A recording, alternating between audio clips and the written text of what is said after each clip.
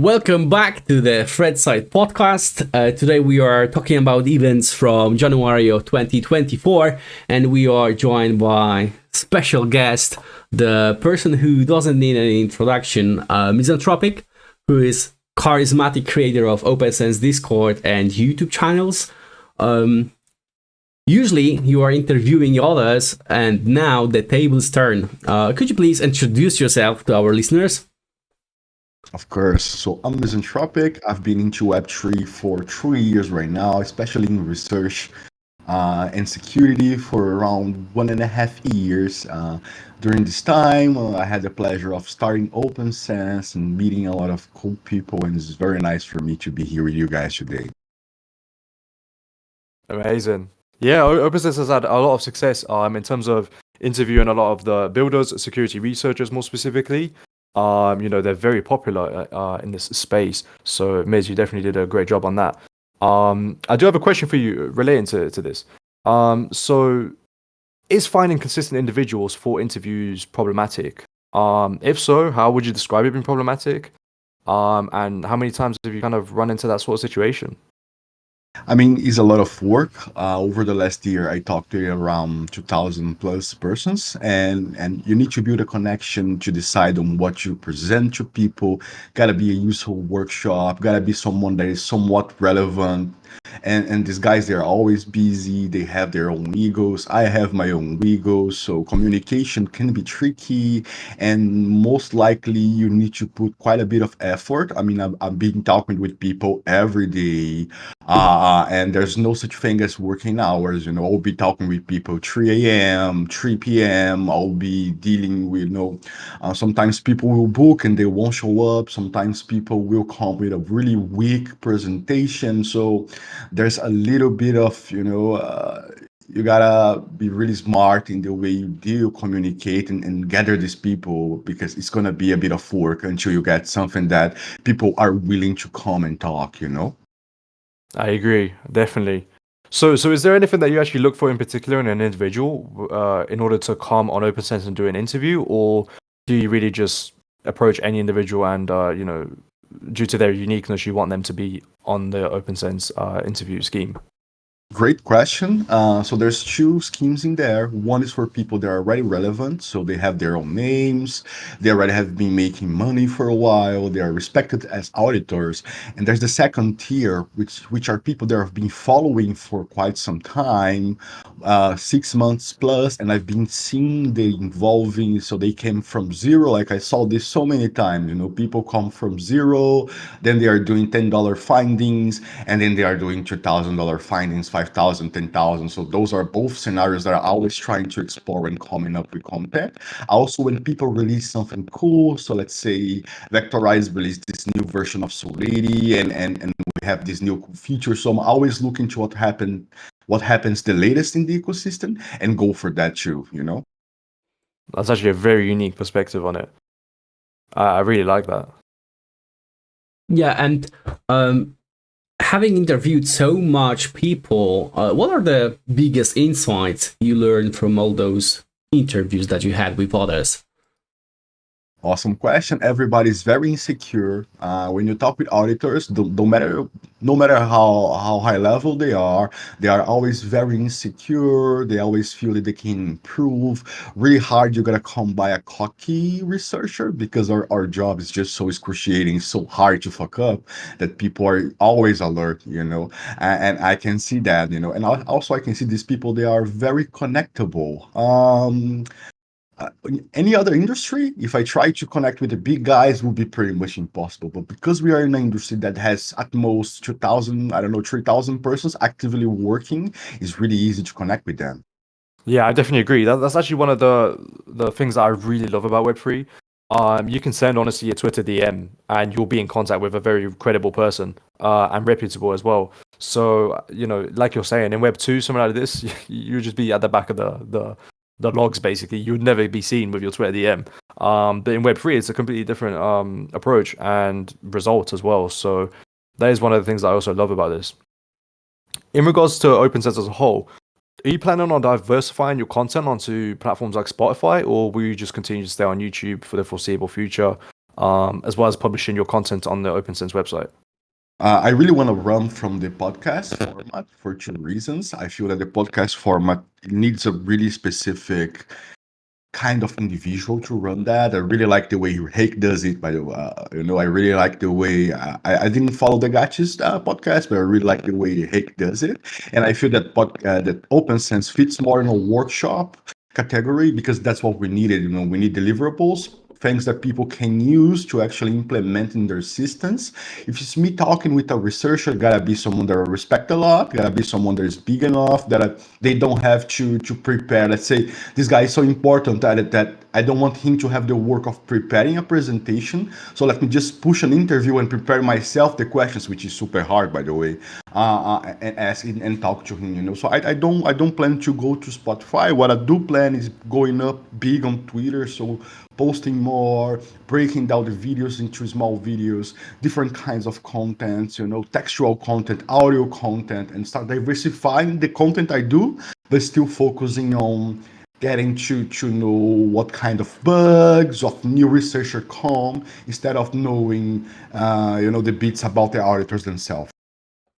Okay, this is cool. And of course, like OpenSense is your beloved kid. However, do you have anything other than OpenSense? Are you planning to move into some other direction or move simultaneously with OpenSense and something else?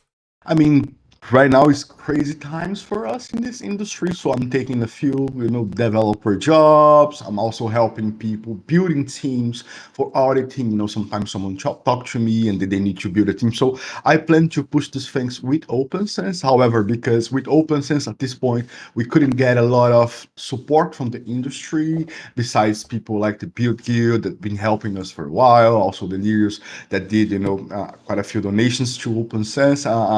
I do need to have something on the side. I don't know what yet. I'm also trying to close big sponsorships, big partnerships with major auditing ventures. But it's a constant hustle. Having to once again put out all these videos, make all this work, and sometimes you go look in the videos, the biggest dude, best content, and you have 100 views or 200 views, and people there staying on the video for 5 minutes only. That kind of hurts, but you gotta understand, even us, when watching a YouTube video, we just, we pick in parts. Very hardly we watching the whole thing. Yeah, like definitely because I also have YouTube channel, I see the same. I think that people, even they do not want to admit it, they are mostly for the entertainment. So of course, like great content is super great, super insightful. However, let's face it, most of the people will just, want to see the, flashy videos and some, the knowledge that is condensed into like 30 seconds, some shorts. Yeah. I got some really good tips from Patrick regarding this, which is pretty much improve delivery. So take your 1 hour video, break them into 10 pieces, put a little bit of editing, post the pieces individually on Twitter, do a little bit of a recap on what was learning there. So that's where I want to move. I want to move into have more digestible content. Today our content is too raw, so only the hardcore guys, usually the small, Indian, Nigerian guys, they're hustling and they are all over the videos. But I need to deliver that in a more efficient way to people that are working and they just see this piece of the video has some relevant content and let me learn from this. I feel like TikTok actually played a major part in damaging people's attention span on a global level. Because nowadays you'll actually tend to see that shorts do very well, whether it's on Instagram, YouTube, TikTok itself. Maybe even Twitter, even though I don't think it has an actual shorts, but you can publish shorts on there. Correct me if I'm wrong. But I feel like you're saying, the content will be way easier to digest if it's just in a short. And I believe Patrick also published a few shorts on YouTube. And I feel like even from a viewer perspective, it's just much easier to watch something. That you get basically the most critical information in different snippets, rather than having to watch that. So yeah, definitely someone also to learn from. Yeah, exactly. So yeah, it's pretty interesting in that aspect, to be honest. Yeah, like Sorry, his 30 hours Solidity course is like pretty short. Quite a hefty video. But yeah, no, I definitely agree. So Miz, I have a question. Go on. What is your opinion of Ethereum? Do you think it will have greater success in the future in terms of its price? For instance, 5 figures, due to everything that's been built on top of it? So I have an spiritual vision of Ethereum and a practical vision. My Mhm. practical vision is that Ethereum will go up as crazy. We're gonna see $100K Ethereum at some point in the next bull run.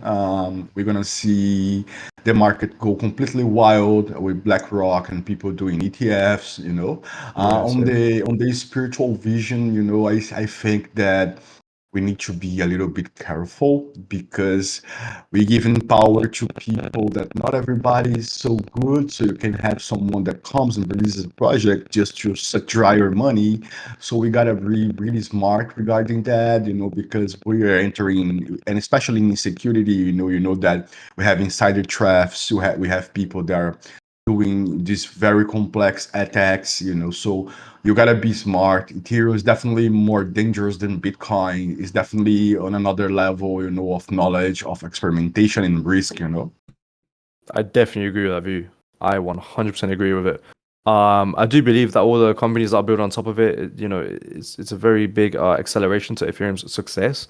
But at the same time, all the ETFs that are coming out as well by BlackRock and all the other companies, I'm don't really want to play any conspiracy theorist type of opinions here. But it is crazy how just kind of you see the space developing, in terms of the good side, but also simultaneously the bad side. From what it looks like, the good side is winning, and it's ahead, Yeah, yeah, but the bad side is yeah. definitely catching up quickly. And it's also Um, hard to see because Ethereum is like this Lego. We have these moving pieces with layer twos, layer threes, all kinds of different consensus happening. Very hard research going into that, into zk. So it's very infant, man. Very, very infant. Definitely. Yeah, but like the next bull run, of course, during the next bull run, there will be new projects coming on, maybe solving some new problems. Hopefully, not only not only casino for degens. So, what are the most prominent projects that you think are being built or should be built for Web3? What are your predictions where we'll be in, like, let's say, 10 years? In 10 years, I think we're going to have surpassed the layer 2 war. So we're going to have a pretty good consensus that will be already well integrated into Ethereum. We're going to have really advanced account abstraction. So you're never going to have to see an address again or a private key again. Everything will be side managed by your fingerprint or something.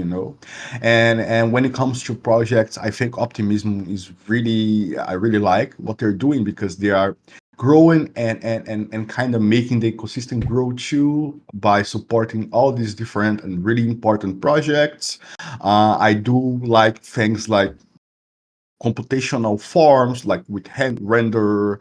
I do like multi-part computation that we see a lot with zk, so having these more complex consensus systems. And I do think that in 10 years, Ethereum will probably be cheap to use and cheap to code on, and massive. We're gonna see. We are not even ready to see how many persons will onboard this simply because they ain't gonna know they are using Ethereum. I think account abstraction is really turning a key here.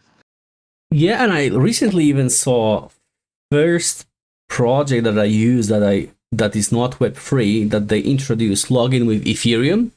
I was super shocked because I thought that it will only happen for Web3 projects. I can't recall which project was that, but it had nothing to do with Web3. So I was like even more shocked. And I think also, guys, one thing that I think we're gonna see is a very strong integration between Ethereum and Bitcoin. So now we have projects like the Satoshi VM, the BitVM. So all these projects are integrating aspects of the EVM into the Bitcoin ecosystem and making them talk. Everybody says that Bitcoin has a rich scripting language, but nobody ever saw that. All we saw was basic scrolls and things like that.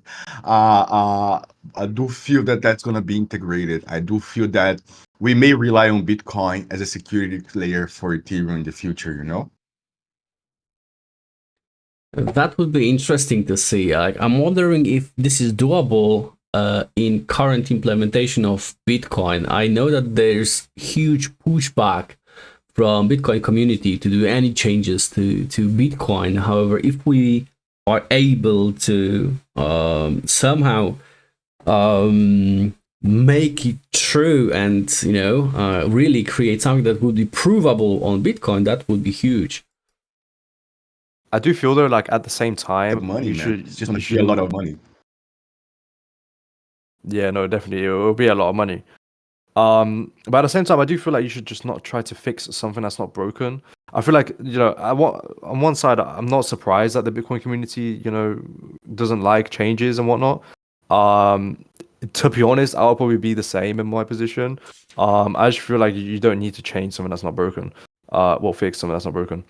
I feel like it's completely useless. And well, no, let me take that back. Maybe it's not useless, but it's just not necessary. You can have a completely different solution in that aspect.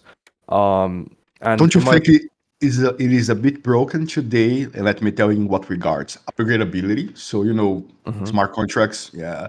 Once you make them upgradable, you open another whole set of problems. And slow, don't you think that Ethereum is a little bit slow today?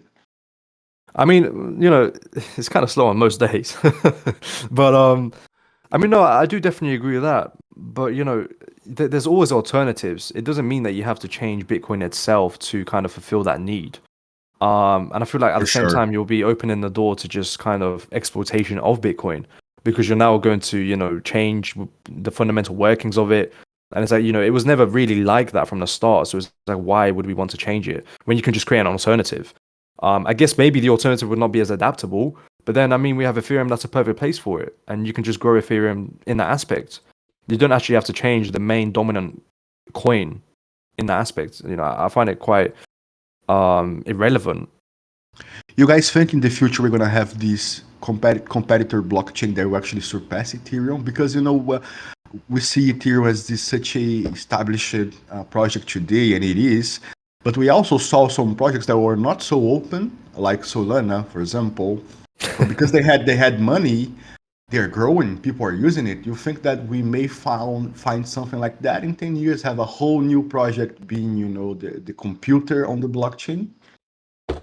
I think that we actually might come up with something, some bigger level of abstraction, some underlying protocol, maybe somehow secured by zero knowledge proofs, just like we have, for example, TCP/IP today.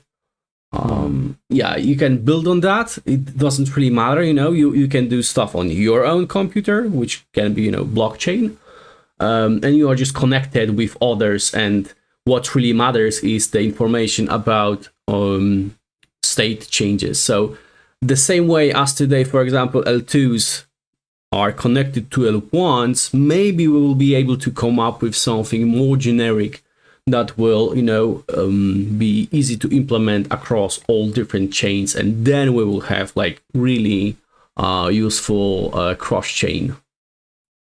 Yeah, that's a great point. Cross-chain, man. Cross-chain is something that we're kind of, lost. I mean, all bridges we have today are pretty much, bad projects, badly designed. They are all a mashup of technologies where you have to store tokens and create synthetics on other chains, like very dangerous, and very manipulatable too. But talking technology in 10 years is very tricky, because if you think the difference we had from 2010 to 2020, like a whole new set of technology is available. So that could happen also with blockchain, especially because now we have these AI coding partners that help us being so much more effective. So we're gonna see a boom in projects. We're seeing that already right now, right? Yeah, I hope we will. But I'm thinking, like AI is trained on specific model, and it cannot by itself, at least right now, create something novel. It can, reiterate on what it's learned from. So I'm just wondering Thank God. I'm just wondering, if our development, will not stagnate just because we are using AI and all it does things the old way.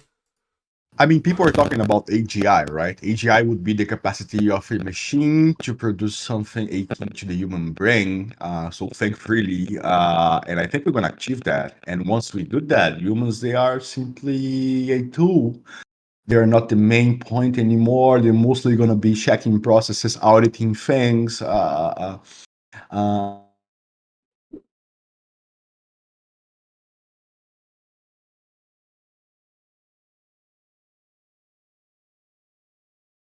So all the medics, maybe the police force, everybody will be dealing with that. And it's going to be a natural fit, because we are also not that good at coding. We created a lot of things that we don't know how they work. If you look back at Linux, 17s and all these small libraries coming together into a bigger system, coming together into the internet, things work, but we don't know exactly how, Yeah, definitely. Like, we'll see where the AGI will take us. I'm quite optimistic. I do think that we had similar situation before, when we had this how it was called, the revolution. No, it was not called economic revolution. It was called help me out, guys. The industrial Yeah. Yes, that's the one. Yeah. Yeah, industrial revolution. I think that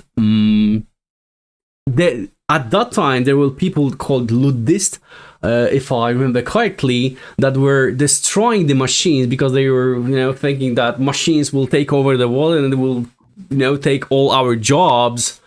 And it didn't happen. Like, just new kind of jobs were created. Of course, for some people, during this shift from humans doing repetitive mental work to AGI doing this, like, many people will lose jobs. Unfortunately, this is the price you pay for evolution. But in the long run, for the humanity, it actually might be really good. At least if it won't decide that we are not needed for it and we should all die. But don't you guys think? Go on. Okay, sorry, Miss. Do you know what? I do agree with that. However, you got to realize as well the potential of AI and AGI, everything, being utilized in a very negative way. So let's say Sora, right, that was developed by OpenAI. You can now create deep fakes essentially. I scroll through Twitter basically every day, and now I see that there are AIs being sold on the darknet, where they can create very good deep fakes. And I believe that the base is kind of similar to Sora, if I'm not mistaken. Obviously, the actual workings of it is probably very different, but they definitely got the idea from Sora. And think about how now you can basically frame people for crimes that they did not commit. You can destroy anybody's reputation with a completely fake video, fake photo. I feel like this puts a lot of things at stake. Specifically for investment. Specifically for investment. Imagine you're the CEO of a company. Let's say in the video, right? Let's say there's some crazy AI video made of the CEO of NVIDIA, and realize that it can create a lot of problems for the actual stock itself. I mean, NVIDIA controls the market quite heavily. I mean, it's a 1 trillion market cap stock. Think about the actual detrimental aspects of AI. That's actually crazy. But don't you think we're going to have a counter AI technology very soon, like very available to check videos, audios, like that will be built in, let's say, into WhatsApp or your Messenger app? I don't think so. I feel like because if you do even chase that route, you're going to have false positives. And it's just not going to be very successful in aspects because AI will get to a point where it will be able to recreate a video 1-to-1 with no flaws at all. I mean, right now in the UK, it's quite a hot topic, right? With, who was it? Yeah, I saw the video from Kate, right? Yes, regarding Kate. You know, everyone's saying that the video is AI, and they're spotting, you know, the ring disappears at a certain frame, the hand gestures on a picture Nothing like moves in the completely wrong. background. Yes, for instance, yeah. And it's like, you know, it's only a matter of time before the AI actually does get it perfect. And at that point, you won't even be able to distinguish fake from reality. There's gotta be a way, bro. There's gotta be a way. There's gotta be a mark in there. I feel No like code there is might have to perfect, be. right?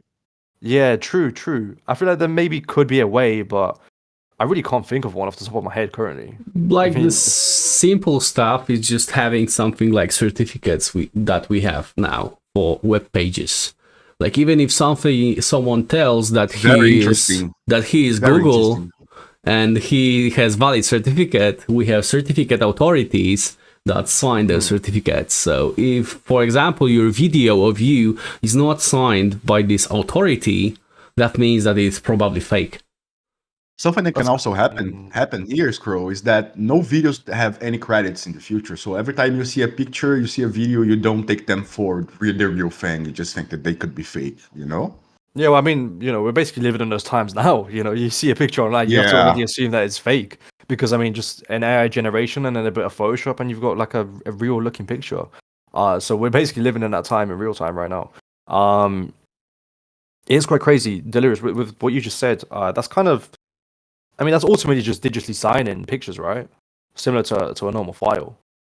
Yeah. I feel like that could work to some extent, but then you would have to basically set a whole precedence for taking pictures and whatnot. You would have to actually change the fundamental workings of how you publish pictures and how you take them and how they're formatted.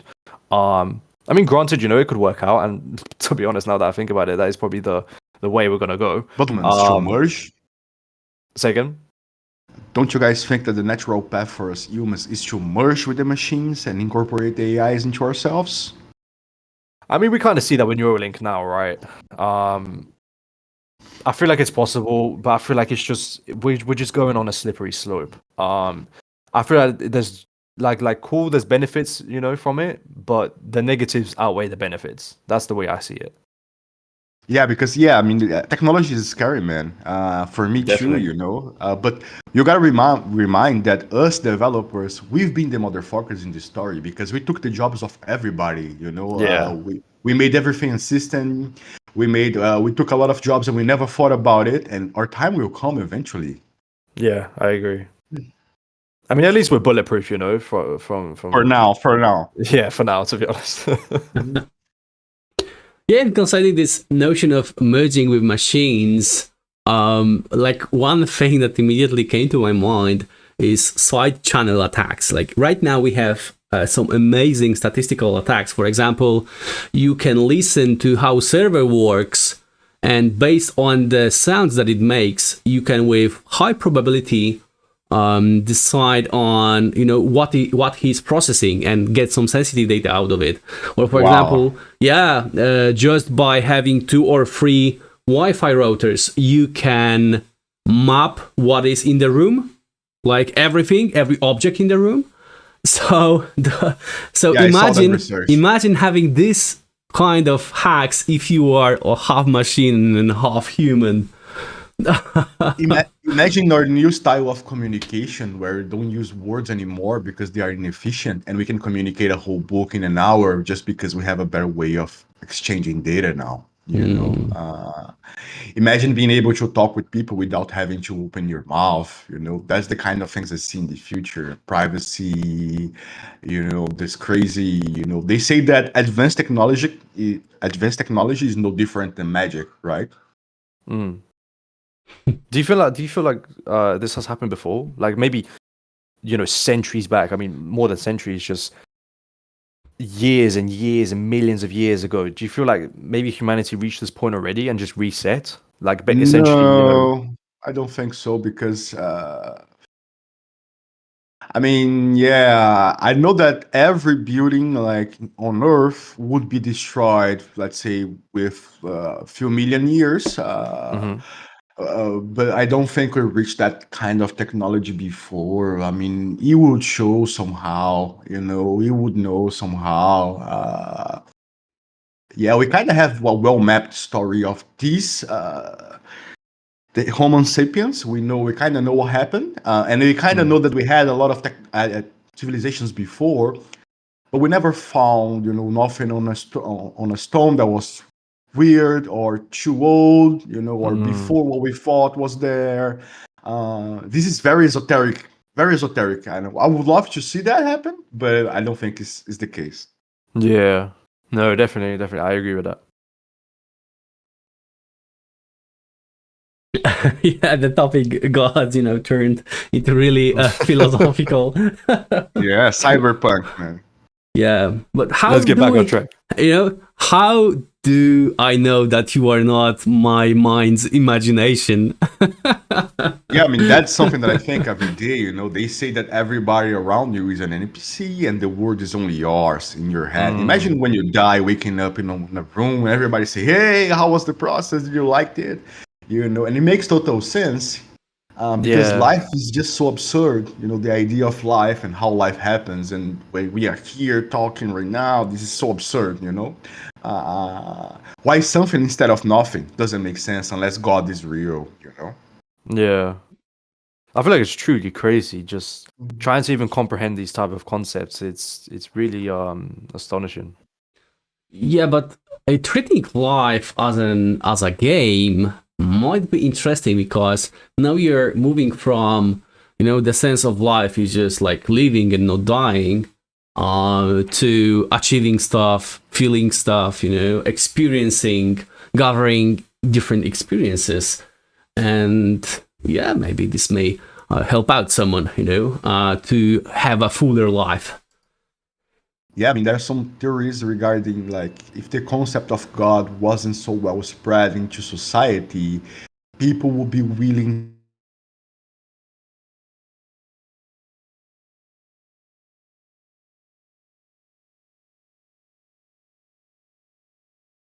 frameworks of religion around us that we can attend to. And it's really helpful because, I mean, a life without meaning is really empty, makes you feel weird. I don't know if you guys understand what I mean with that.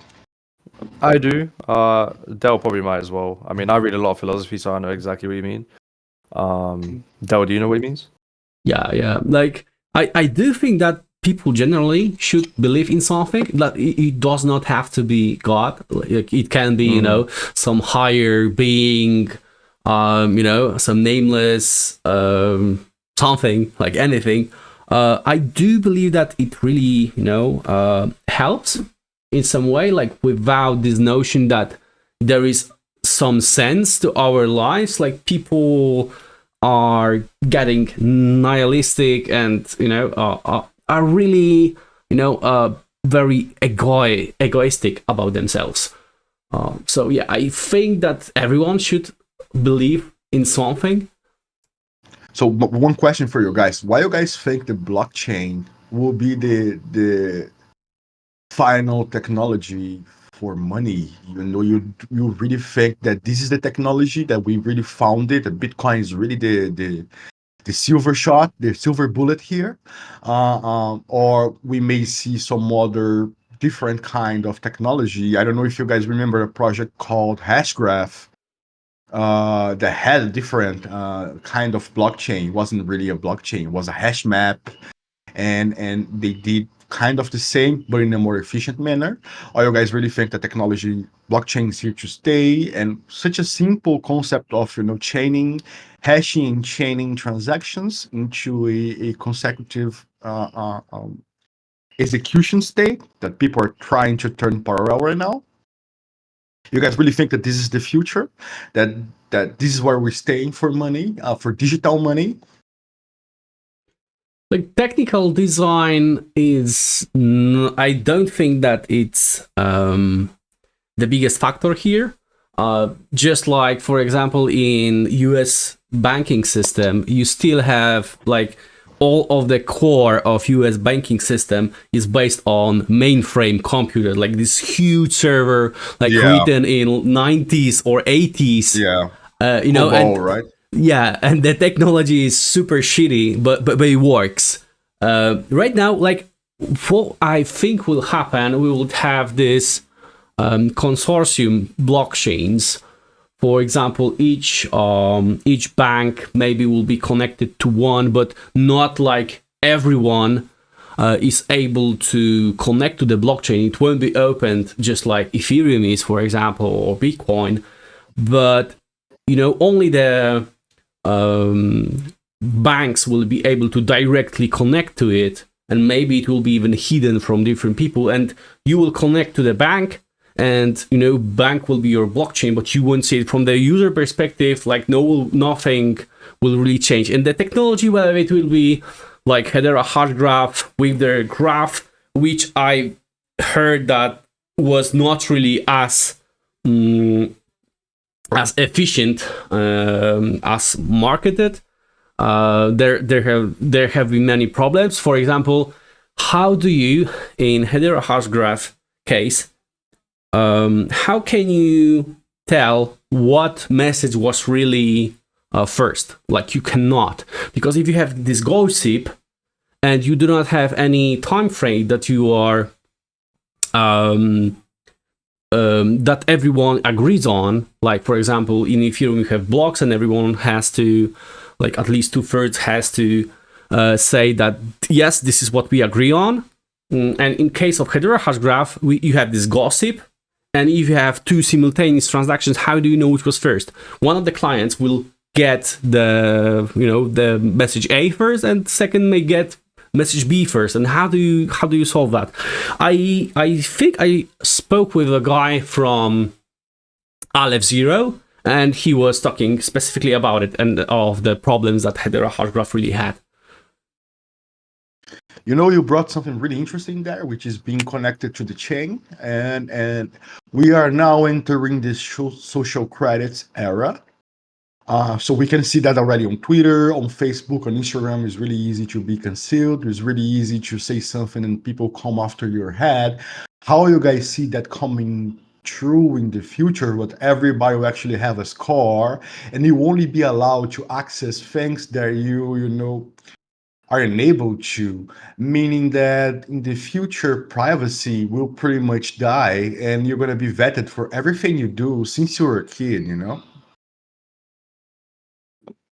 I really hope that privacy does not die, though. It really is a fundamental human right, and it's definitely something that we need to strive towards to maintain. Even nowadays, it's like you ultimately have no privacy. I don't know if you guys are aware of like the thing that's been going on around recently. For instance, it's mainly in the UK, but I think it's pretty much global now. The Temu like free money or something from the Chinese company. This is actually very Web 2, but it links to privacy. Essentially they're giving you money for referring people, but they're taking like all your data legally, because obviously it's in the terms and conditions. But I feel like it's due to reasons like this that we just. I mean, our data today is already very exposed, right? Yeah. I mean, if what they say is real, that the NSA can hack into any kind of software, any kind of email, they can look at deleted stories, messages and everything. I mean, our data is out there. Who's going to be using? How the wars will evolve from that? You know, when you have these informations. What kind of game theory, what kind of bribes you can execute on people, you know, what kind of blackmailing you can do with this sort of power. We're walking into a dark world, man. If something doesn't happen, and Bitcoin has a huge play here, because nobody can control Bitcoin. I mean, if God had designed something, it was Bitcoin, you know, because it's the only thing that keeps you protected from this sort of future, you know. Yeah. I find it quite sorry, you should really create this merch, you know, these t-shirts with if God created something, it was Bitcoin. But it's true. It would be true, huge. You know? Everyone on crypto Twitter would love to have this t-shirt. You know, I mean, because if you think about it, I mean, Bitcoin is really honest. Like it doesn't have, first thing, it doesn't have proof of stake. Proof of stake is, in my view, not the best way of doing consensus. Second thing, you have proof of work in there, so you need to. So there's no way for you to buy Bitcoin in an unfair manner. Either you have the money and you buy for Bitcoin, or you have the computing power and you buy and you wait, and it's gonna be okay. And nobody can take that from you. You can have the 12 words in your head. No government can ever take that from you. Besides that, bro, everything belongs to the government. We know that it's a little bit of a polemic topic, but some people say that major financial players have been back in Ethereum since the first days, like MasterCard and so on. So Bitcoin has none of that. Bitcoin is simply energy you can use to trade, and nobody can take from you. That energy. And yeah, that's how I see it. Cool. This is super insightful. Yeah, okay, guys. Like, I feel that we can, go on for hours with this topic. But maybe we'll 100%. move on. Not to have like 3 hours of Exactly. podcast. Maybe we got sidetracked. let's move on to what happened on January this year. What do you think? Awesome. Okay, so the first topic for today was connected to zkSync contest. At the time when it ran, it was the biggest contest out there. It was $1 million. And finally, on January, we had, first, we had results. And second of all, we learned about one guy, that greyhat, on this contest. At first, no one really believed that this is true, but later we had some additional news from Alex, the entrepreneur, shedding light on it, and definitely this story is super suspicious. So let's first talk about that. So citing what was written in Twitter, the individual purposefully did not disclose bugs in the system to gain an unfair advantage.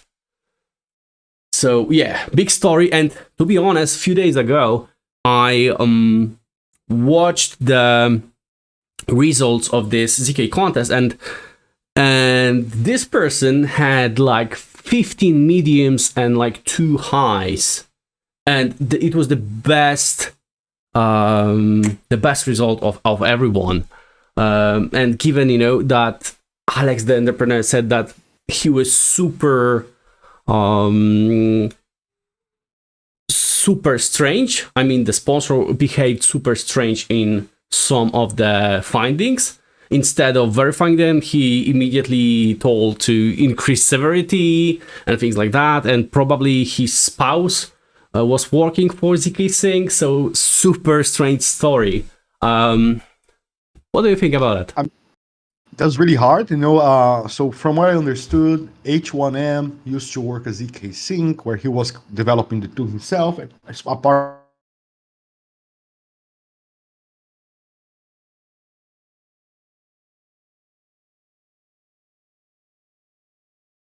they were just validating it. I just want to dive here into something that happens more than you think of. There's a lot of money laundering through bounties. So sometimes a company will leave a bug and contact a specific researcher, talk about that bug. That researcher will actually execute the attack. They with the company 5.5. So there's a lot of gray hatting we're not aware, Oh, now that you mention it, it actually makes sense. That happens a lot. I mean, just need to talk with a few persons that are doing research and investigation. You're going to come into this topic readily, So I don't know what happened with H1M in that case. I know that he was a really good researcher, really senior, and he got completely, destroyed by the community. Hopefully, we're gonna be able to detect those easily, in a more easy way, because this can create a lot of problems through Code Arena, which is so important for us, I definitely agree. he was also a very good security researcher, and it's kind of crazy that just the reputation got destroyed so quickly. I mean, rightfully so, right? Because of what happened.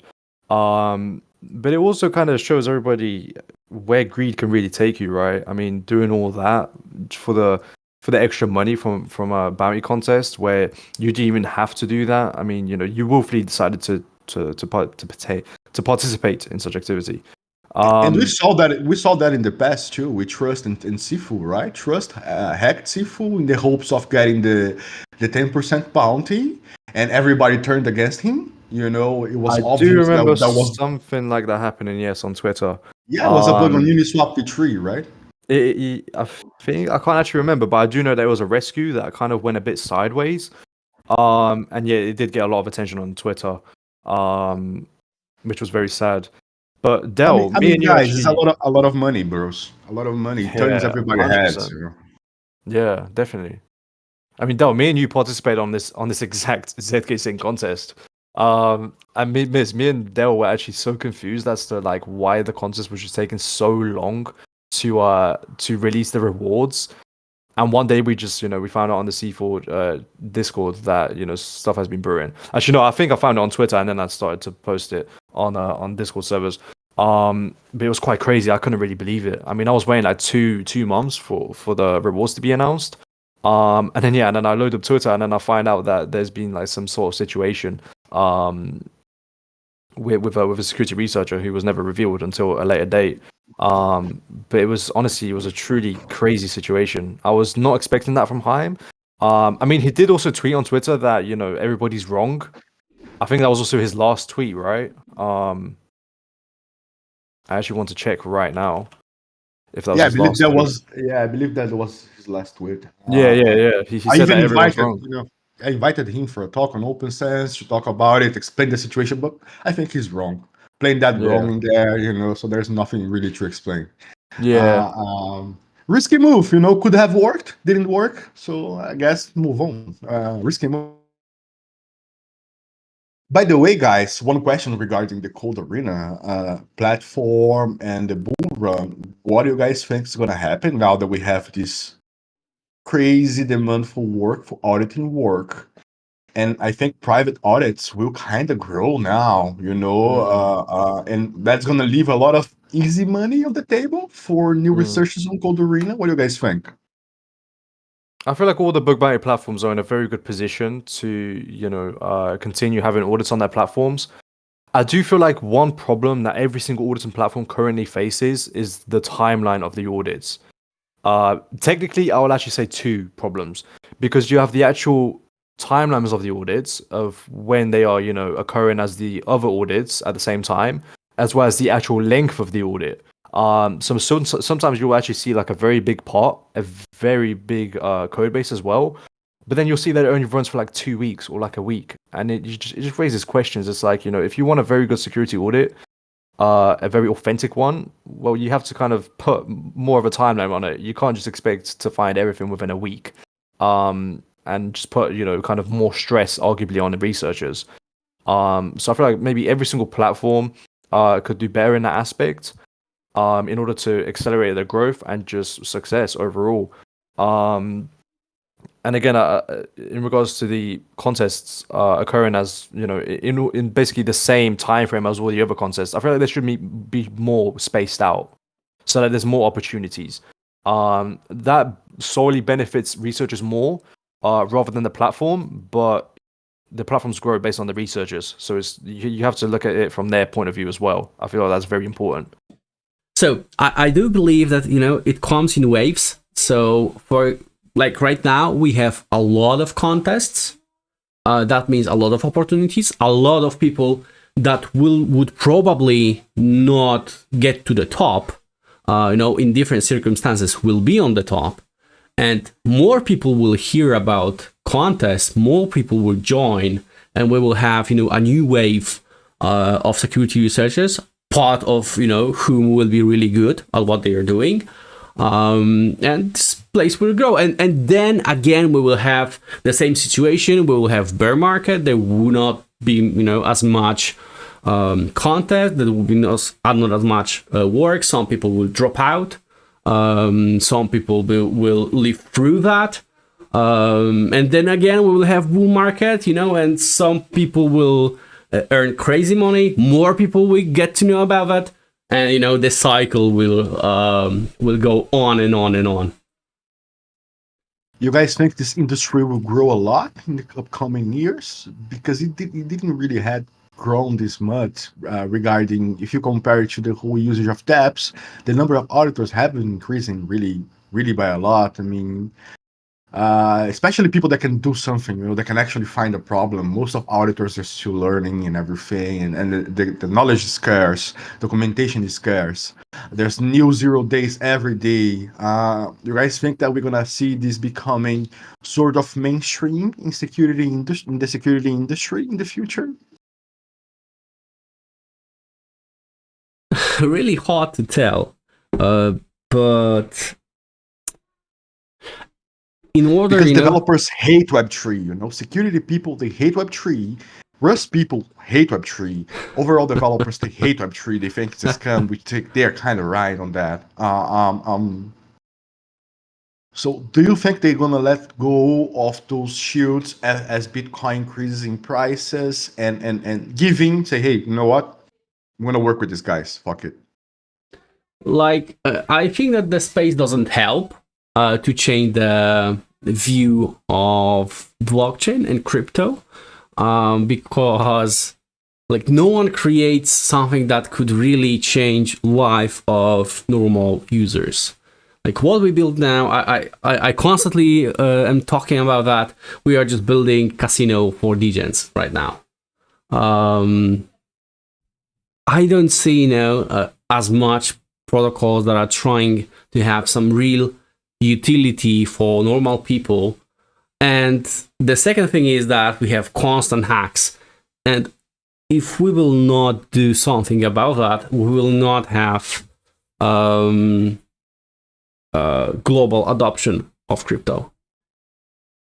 Makes total sense. Okay, moving on. Really interesting topic. Now, judge rules that Terra stablecoin and other tokens are securities. So I don't know if you remember, it was really, really wrong case of Ripple, that it was judged whether it is security or not. Of course, Ripple would love not to be security, because securities, according to US laws, have to obey really strict laws and its problem. And we know that, for example, Bitcoin is not treated as security. The same goes for Ethereum. It's treated as utility more than security. While here we have a problem, because the Ripple case is going on for years. I think that in the previous bull run, we were talking about Ripple case, and finally we have some result, but the result, it's not as crypto people would love to. I get really confused with those things, and let me explain you why. You would be right, technically, of doing that. So when it comes to securities, investment, how you should pay, because in the US, if you buy a coin and somehow it goes down, you need to pay taxes, even if it goes down. So it's really tricky. You see these people moving to Dubai, to Portugal, to try to escape these regulations, but wait, they're getting stronger. MetaMask could as well do a KYC tomorrow when it's over. For any law enforcement or HMRC or IRS watching, Miz was just talking about his track record on that game. He definitely does pay his taxes. But in a real situation, I would have to say that, I mean, you would only really pay profits on realized gains. So I guess, if you do get money paid into like a MetaMask or something and you cash it out, then yes, you do pay tax on that. But if you get paid in like a cryptocurrency, then it's always fine, because it's still in circulation and it's unrealized, so you don't actually pay any tax on that. On USDT though, I feel like that it does constitute realized. But I mean, at the same time, Tether, for instance, or USDC, they always fluctuate in very, very small decimals, right? So, I mean, legally, does that constitute unrealized, or is it still realized? That's what I'm actually more interested in.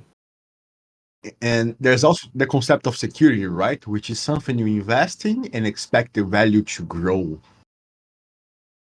Somehow Bitcoin is not a security. I don't know the technicals, but I think proof of work is the big thing here. But with proof of stake, it becomes tricky because then it's not energy anymore, it's validation.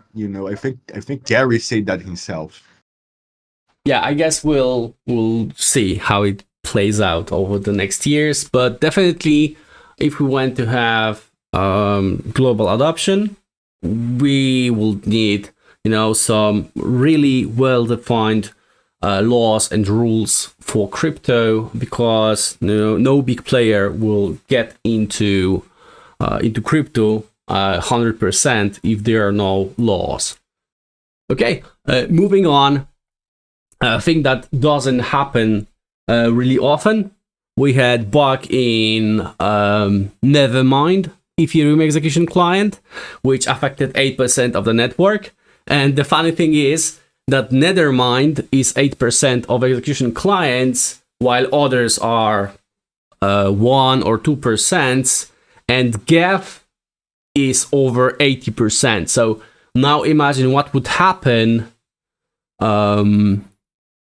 Or maybe nothing will happen, because if there is some bug in Geth, still 80% of the network would think that this is okay. But this poses like real questions. Like, we are supposed to be decentralized, while here Geth is 80% of execution clients. What do you think? I'll have to drown it down to the client diversity problem. We really need to have, client diversity. So far, we had a lot of Geth and we had a lot of OFAC blocks coming around. We do need to come up with more solutions for the Terra execution layer. We have Riff now and all these new specifications coming up, and we need to spread that around. Nobody can take the monopoly, because if they do that, we are screwed. We have a 0 day tomorrow and everybody can draw from zero address, then it's over. And it's very possible. I don't know how big the security team inside, I don't know how big the Ethereum Foundation has been pushing for client security, but that should be a major concern in my view.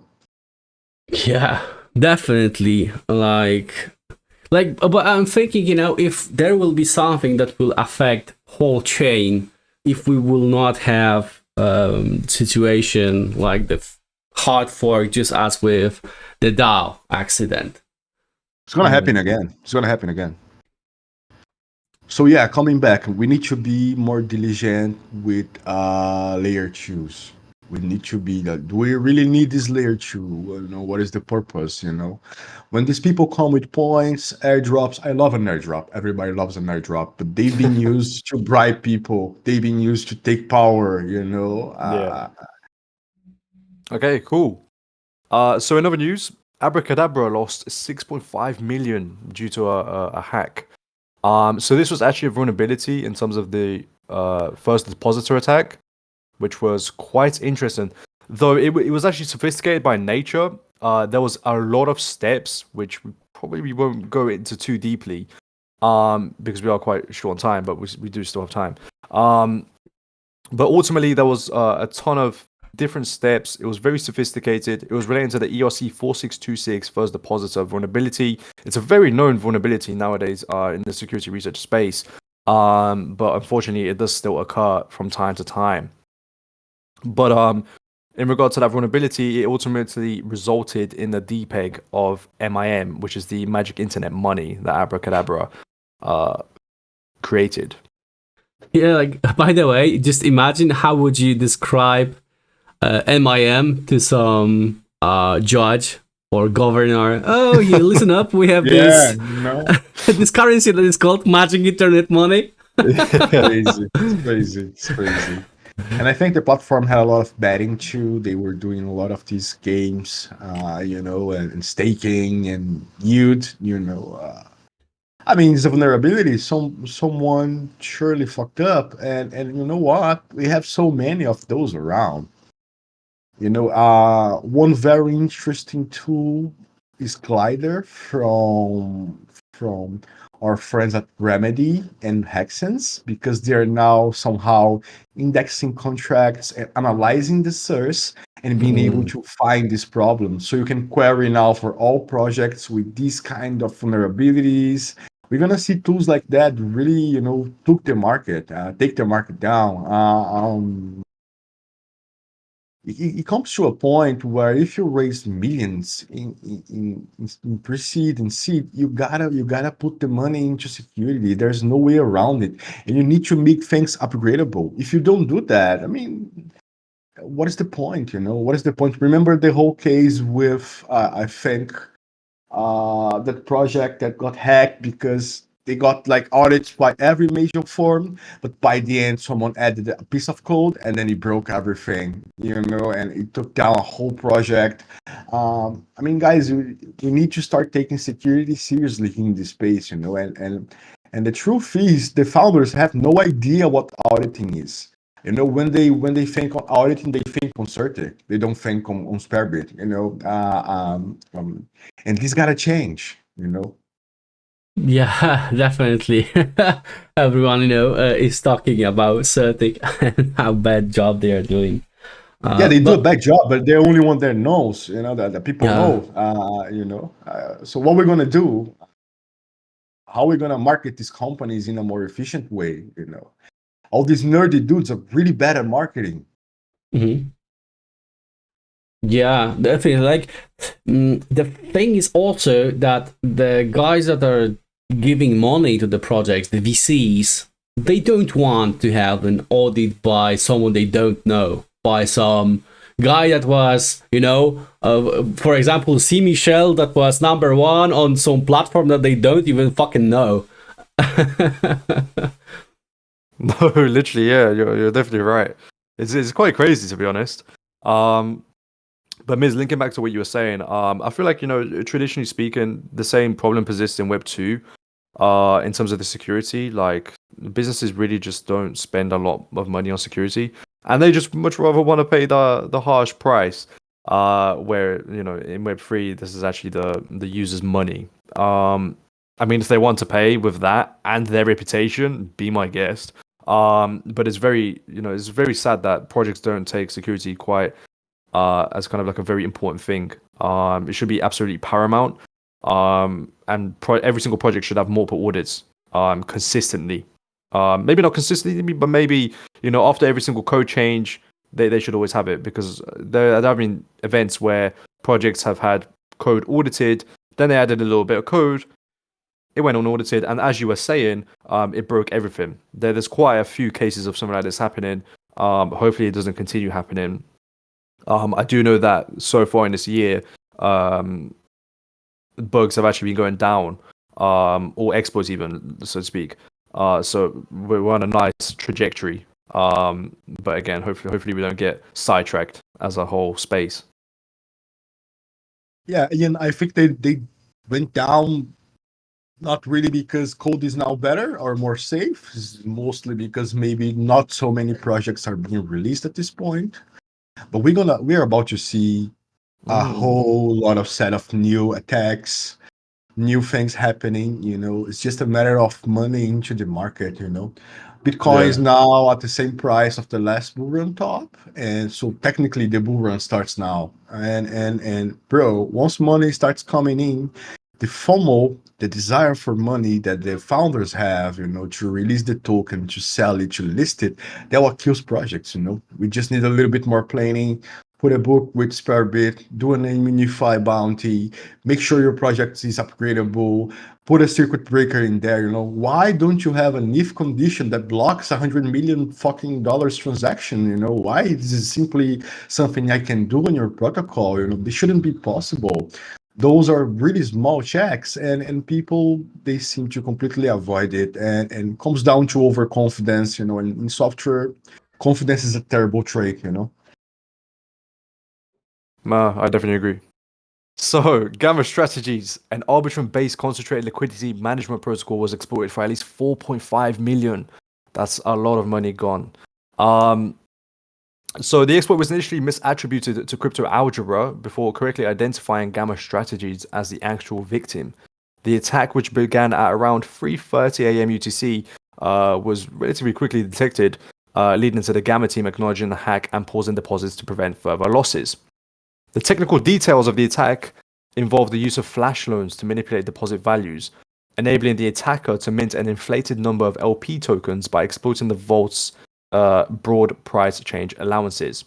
So it's quite interesting because Gamma Strategies also implemented 4 deposit protection measures, and the attack succeeded due to overly generous settings in the price change threshold for certain vaults. So naturally speaking, with this bug, you would have to really dig for it to find it. But I guess, arguably this goes for any bug that gets found. But it's very unfortunate that even though Gamma Strategies had a lot of measures implemented into the code to prevent something like this from happening, it still happened. What do you guys think? Yeah, I mean, one company that really surprises me time after time again is Uniswap. Somehow they got this perfectly done. It's really hard to come with some vulnerability. When they found it, it also fixed it really fast. And I think Scroll, the problem here comes down to development knowledge. Most developers in Web3 are really, they don't know the basics. They don't know how to structure and create and code things, and they put down these projects together without any sort of software design. And then what happens is they find problems, But the truth is, we had overflows, and core banking is working with opcodes for 40 years now. We simply never passed this knowledge, and true, we never got this.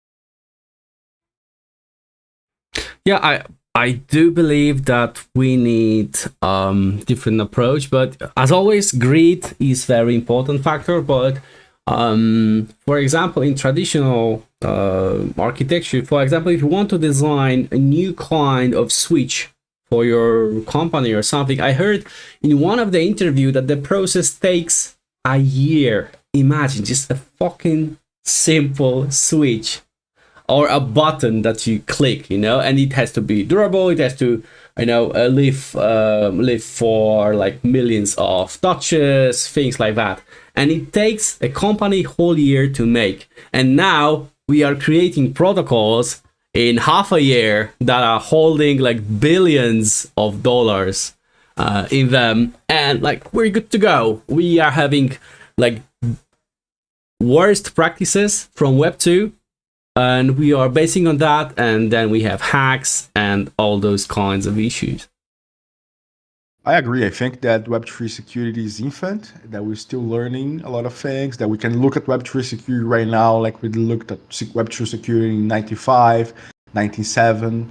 So a lot of problems, some small, some big, but we still need to develop. We still need a good framework, like OpenZeppelin been doing. They have been creating these contracts, putting the proper research, but they can't work for everybody. And even then, we can find problems from time to time. So we need to mature in that aspect, when you see that all your security researchers are using anime girls, including myself, profile pictures, and communicating like total savages with each other, there's a lack of maturity in this industry, and that will lead to problems until we find a path that's actually testable, durable, and yeah, software is hard, and when you're dealing with money, it's even harder. Yeah, definitely. And on similar note, we have another hack of Radiant Capital that lost 4.5 million. But the thing is that the vulnerability is like one of the best known vulnerabilities out there. So there is case for Compound V2 and Aave V2, if I remember correctly as well. that if you have like empty market, you can perform an inflation attack, and then just have only 2 shares left in the contract. And because the liquidity is common across different tokens, you may use the rounding issue to get over 50% of the asset of the pool by only having burned 1 share.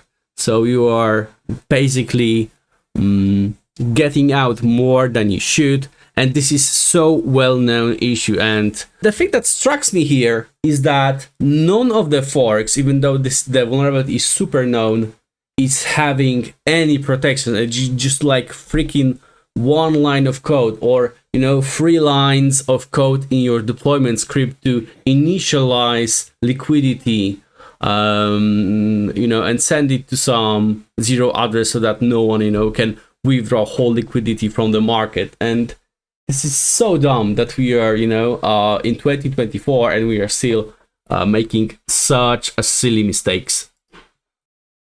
I agree, and I think that maybe when they were coding these protocols, these vulnerabilities were not so well known. However, flash loan manipulations is something that we've been knowing for quite a while. But I guess this is hard. It comes back to the Euler situation where just one function was able to extract money from the whole protocol. There's not a system yet. There's no system for auditing. There's no standard. There's no, all you have is, these bugs can happen, and here's a human being that can maybe solve them. Make sure your developer is not North Korea, and make sure your auditor is not creating his own reports. And good luck. It's a hard market, bro. Yes, indeed. And yeah, what can I say? Like, we have to mature, but unfortunately, the protocols are learning their lessons not on their own money, but on the other people's money. And like, not many people are talking about that, but I know that Peter Karczewski, always the creator of Threatside, it's like blockchain threat intelligence newsletter. He always says that we should not only look at exploits in the through the eyes of the money that are being lost, but behind that we have the human tragedies. For example, someone put all of his life savings in that, even in something that had to be like really safe, and now all his savings were stolen by probably some either North Korea or some kids, like 16, 18, 20 years old, who like doesn't give a damn about that. And they can even spend the money. They will steal this money. They will leave it on Tornado Cash. They can't even spend it, because if they cash out, they're gonna be caught. There's ways of cashing out stolen money for sure, but they require a lot of knowledge, a lot of connections into the business with different nation states and everything. So this is the hardest part: is seeing people stealing this money and not even using it. No, I definitely agree. It definitely does require some intelligence to to be able to actually move smart with it and not get caught with stolen money. But in light of all this, we do have North Korea, who stole over 600 million in crypto in 2023. And what's funny about this is, at the time that we are recording this episode right now, Blast, which we didn't want to talk too much about earlier on, as I mentioned, I will say this: apparently, the people who exploited Blast actually were from North Korea, based on zkSync intelligence. It's quite interesting that North Korea keeps popping up in regards to all of these exploits. It's like a trend now. Any sort of big, cyber theft happens of a protocol, I'm assuming North Korea gets the attention first, due to their history. Yeah, from talking with Peter on our last episode on Open Sense, he was explaining that they started this program on the 19th. So they were training these people to start these cyber warfares because they're not capable of, running an actual warfare against Mm, nations. And the coolest thing that I heard there was that the Lazarus and APT 43 teams, which are the teams mostly related to crypto, they yeah. have 700 persons working, man. At most, in a context on Code Arena, you're gonna have 500, 400 people. They have 700 people working. Imagine a task force. And if you fuck up in there, it's not that you ain't gonna get the money. You're gonna get a fucking bullet to your head. Yeah. This is the military. It's another kind of incentive. It's also 700 black hats, basically. Yeah, Which that's is crazy. It's crazy, yeah. man. Yeah, and I also heard that, of course, North Korea is invigilated, and all the traffic and network traffic that comes from North Korea, is traced. So the hackers from North Korea are moving to different countries from Asia, and they are doing the operations from there. I've interviewed people from North Korea myself, passing as a Canadian citizen, but they had terrible English. Like they were like, I'm 4 years in Canada, but bro, why is your English so broken? Uh, um, so they are really not shy. They're really not shy. They're trying hard. And you guys know how military knowledge works. It's everything really by the book. So those guys must be spending hours looking at documentations, hours experimenting, creating all kinds of fuzzy technologies and whatnot, So definitely a hard competition. Maybe they will help us get more mature and learn more. Maybe we're going to see some sort of DeFi insurance in the future where the money is not actually stored in protocols, but stored in a representative state on a blockchain, something that cannot be hacked so easily. So I'm excited for these kinds of technologies popping off. Okay, and the last topic for today, game token, which lost $7 million. Again, this is heartbreaking, but I think the second biggest or the biggest issue that we have is private key compromise. I don't know what needs to happen for people to really secure the private keys. Use multi-party computation. Use hardware security modules, and separate networks for the wallets and things like that. As one of us, at some point, will open fire.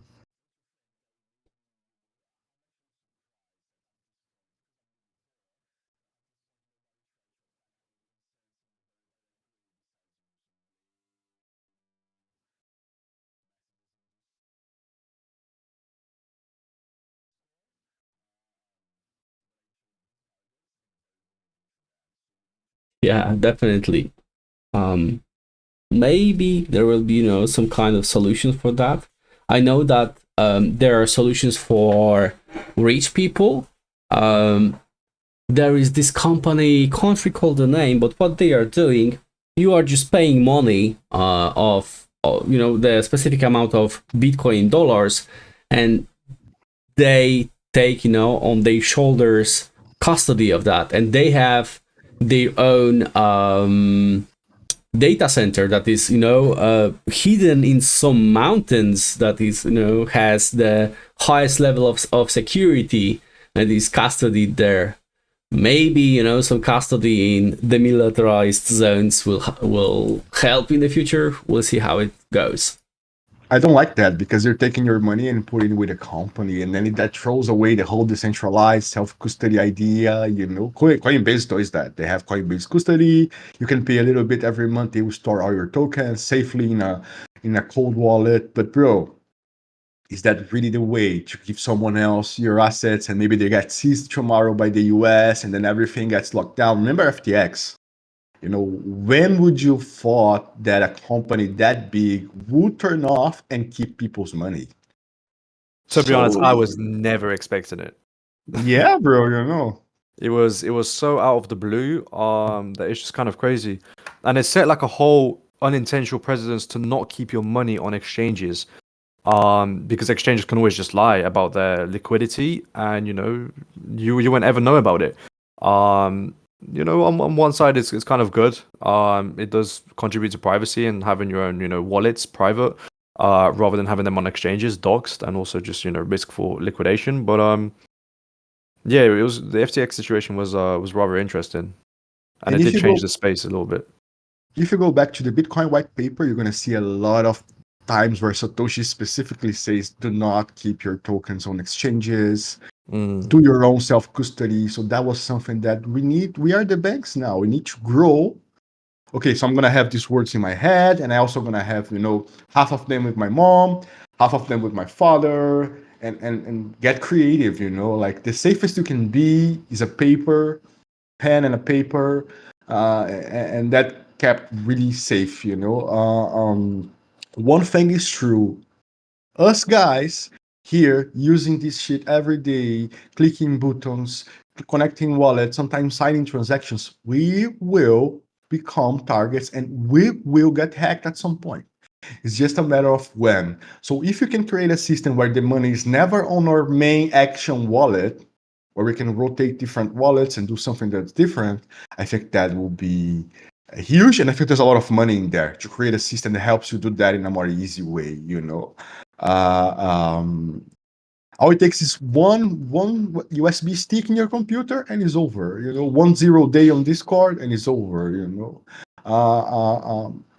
So yeah, this is really scary. Imagine working like having $1 million after working so hard and knowing that this is such an amount of money that is so hard for a common person to achieve, and then losing everything. Bro, I'll probably kill myself.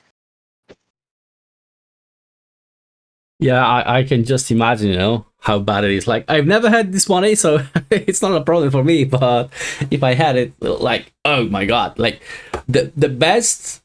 at best it would be like a serious depression. Yeah, Really serious. that's quite objective as well. I feel like everybody would be in that situation, to be honest. And imagine having to put out that tweet, like, oh, you know what? I just got hacked. Help me, Zach. I'm fucked. That was all my money. Yeah. That's lame. I mean, it's happening something that will make you think of leaving the industry as a whole. But once again, we are on the security branch, so we are a little bit more protected. But imagine someone that's onboarding the ecosystem, then they get a link, they're just gonna click it, bro. They're just gonna click it. They ain't gonna see nothing. They're gonna go straight into that, and so we can safely say that today crypto is really dangerous for normies. Like really, like chances of losing money is like 80%.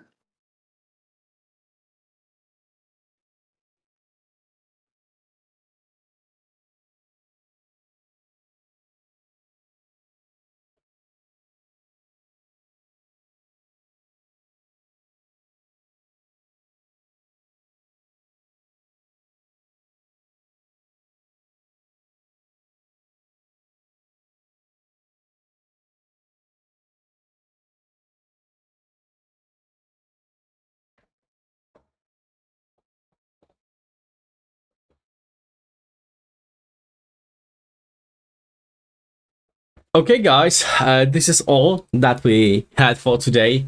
mis4ntropic, would you like to add anything at the end? Yeah, I will say that I love what you guys are doing. Building content in this space is not easy. I can already see you guys did something quite original with collecting the relevant news from the past month and passing them around. This is super useful and also adds a little bit of a discussion from people that know a little bit about the industry about it. So this is super cool. Keep on doing that. I would like to personally thank Scroll for the help he gave me while the beginning of OpenSense. Scroll has always been a very spiritual, very strong person that I could rely to in moments where I thought we couldn't grow more, we couldn't do that. So I'm always going to be respectful. You're always going to have a place on OpenSense, a place of respect. And also, deliriusz, you have been with us. One of the first videos we ever recorded, one of the first videos that went really well. in the flow of ideas, in the interview style. So for me, it's a pleasure to be here today, and I hope we can collaborate more. That's pretty much it. Yeah, definitely. We are so glad that you joined us and shared your view on all of the topics. This is super interesting how all of the different people, and all the different views they have on the things that happened. Yeah, definitely. Maybe this podcast can spark some new wave of developers, of security researchers. Maybe it may spark some new ideas to make the space really grow and be secure. Amazing. Thank you also, Miz, for the very kind words. It means a lot. And it's very nice to see OpenStates continue growing in terms of its content as well as recognition. Thank you, boys. Amazing. Thank you. Take care. Thank you. Take care. Bye.